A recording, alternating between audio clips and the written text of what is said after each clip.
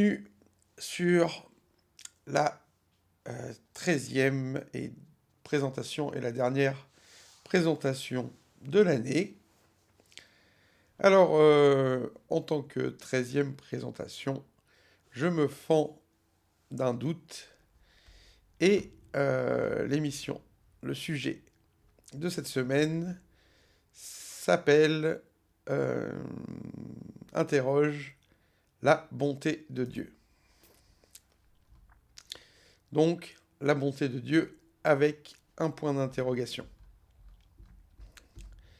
Alors, tout d'abord, ce que j'appelle l'axiome du Troisième Testament. J'ai pensé à cette émission afin de clarifier les concepts derrière les mots. En premier lieu, ici, l'idée de la bonté de Dieu.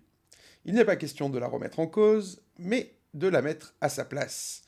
Dans un des tomes du Troisième Testament, une BD qu'il m'a plu de lire, qui nous replonge dans l'ambiance de guerre et de révolution en Palestine juste après la vie du Christ, une scène d'horreur se produit. C'est un terrible massacre.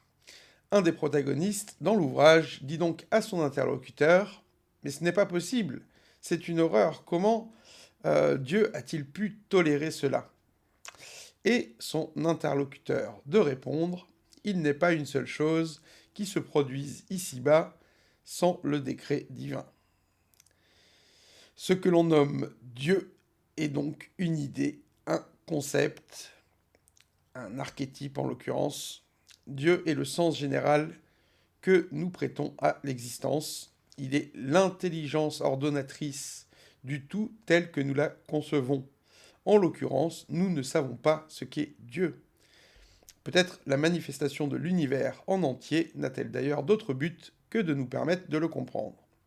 Aussi, si nous prêtons volontiers à Dieu telle ou telle intention, il nous faut avant tout comprendre que la volonté générale qui nous permet est un mystère, et je dirais même plus le mystère lui-même. La vie nous renseigne tous les jours sur cette volonté générale qui se déploie depuis l'origine, mais elle nous dépasse dans son intelligence de loin le plus souvent, car ce sont de nombreux facteurs. Croire en Dieu, c'est croire qu'il y a un sens à l'existence, c'est-à-dire finalement que le gentil triomphe à la fin, comme dans les films. Or, que le bien triomphe à la fin, cela dépend de soi et de l'autre. Ainsi sommes-nous, chacun à notre échelle, une incarnation ponctuelle de ce Dieu universel auquel on prête une identité, une intention à laquelle on se réfère pour se justifier moralement. Donc, telle est l'idée que, en fait, la bonté de Dieu n'est jamais que la bonté du sort à notre égard à un certain niveau, et qu'elle dépende de chacun pour se permettre. Donc, la bonté de Dieu. Dieu est le poncif universel. Il revient à chacun de s'emparer du sens général de la vie en fonction du sens que l'on prête à sa propre existence. Pour la plupart d'entre nous, nous sommes nés de parents aimants qui ont fait l'effort de notre bien-être. Ils se sont appliqués à nous éduquer dans l'idée que le bien est bien et que le mal est mal. Aussi essayons-nous de conduire et de poursuivre cette idée de la vie en l'étayant au fur et à mesure de notre expérience. L'enfance est en général plus heureuse que l'âge adulte, ainsi il est plus dur de croire en le bien avec l'âge. Tant nous constatons sans cesse autour de nous que nombreux dévient de la morale. Tout le monde ne cherche pas tout le temps à faire triompher le bien autour de lui. Au contraire, nombreux sont ceux qui ne semblent pas contre un petit écart si c'est pour leur intérêt. La conscience des difficultés sociales et des jeux de pouvoir nous incite à avoir une idée plus nuancée du bien et du mal avec le temps. Pourtant, sans la foi simple en l'idée que le bien est bon et que le mal est mal, c'est tout notre psychisme qui est menacé, à terme. Car nous sommes, que nous le voulions ou non, une ambassade de l'Esprit Saint en prise avec le temps, une incarnation de ce Dieu en devenir que nous essayons de comprendre et de saisir. Nous sommes une justification du ciel et de la terre en devenir chacun, et sans l'espoir de la justification du bien et des efforts du bien, nous sombrerons inexorablement dans la névrose ou la dépression.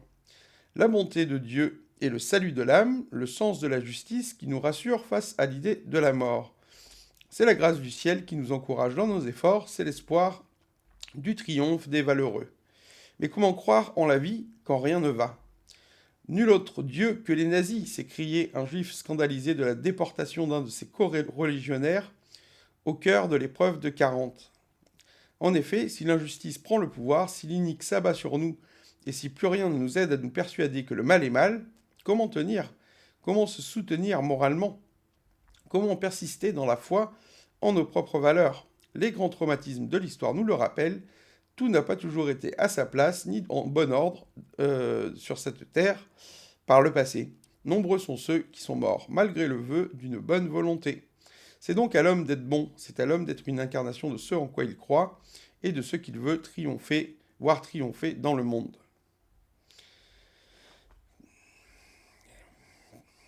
Passons à la troisième partie, ce qui s'intitule « C'est à l'homme d'être bon ». Nos parents nous ont mis au monde par amour, du moins faut-il le souhaiter, et on essaye de même d'éduquer nos enfants dans une philosophie saine. C'est à l'homme de faire triompher le bien à son propre niveau, ou de mettre en danger le sens de la vie tout entier par ses propres déboires. Sans même comprendre exactement comment nous parvenons à la conscience, nous pouvons constater que nous vivons au sein d'un cosmos organisé.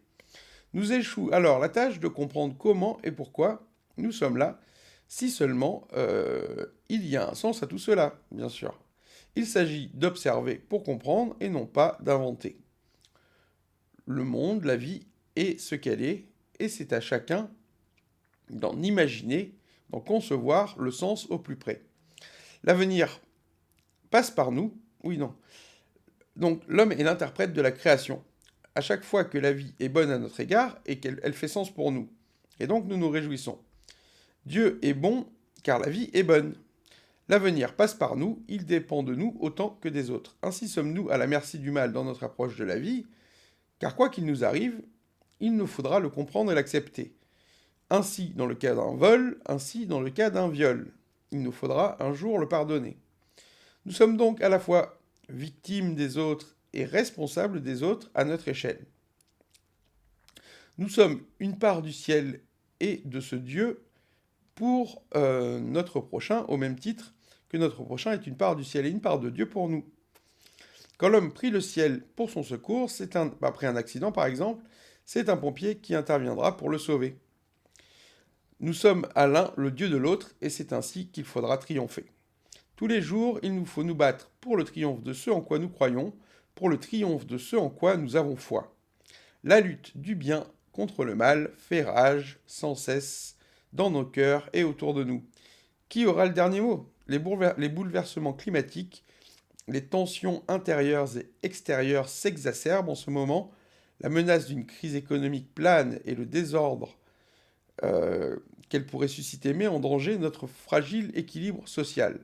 Nous pourrions encore vivre des moments difficiles, et face à cela, chacun est mis en face de ce en quoi il croit, chacun est mis en demeure de sa propre justice.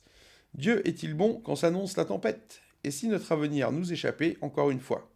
Et si Hitler avait gagné la Seconde Guerre mondiale? Serions-nous ici ensemble en train de conjecturer?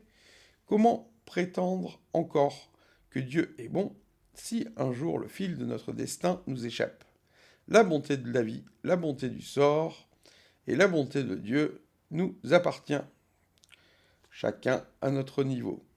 Donc voilà pour cette présentation qui doute un petit peu, on a le droit de douter un petit peu, et qui dit que Dieu n'est pas meilleur, que nous sommes bons. Conclusion, Dieu n'est pas meilleur que l'homme est bon, Dieu n'est pas meilleur que le sort est bon. Parfois la vie nous réjouit, parfois la vie nous attriste. Nous sommes tous Dieu à notre échelle et le sens de notre vie, parfois, nous échappe. C'est un vaste rébut qu'il faut ici résoudre si nous y arrivons un jour. C'est donc à l'homme d'être bon, c'est à l'homme de se montrer juste et charitable s'il veut croire en sa propre chance. Nous pouvons compter sur le soleil et sur la lune, sur les astres qui tournent au-dessus de nos têtes. Nous pouvons avoir foi en les plantes que fait pousser la terre et en le bétail qui nous nourrit, c'est-à-dire tout ce qui supporte notre vie, mais pour être sûr que Dieu est bon, il faudra l'être soi-même en premier. Merci pour votre attention. Merci d'être là et d'écouter cette présentation. Je vous dis à jeudi prochain pour en débattre, pour cette dernière émission de l'année. Je vous souhaite d'ores et déjà de très bonnes fêtes et je vous dis à la rentrée.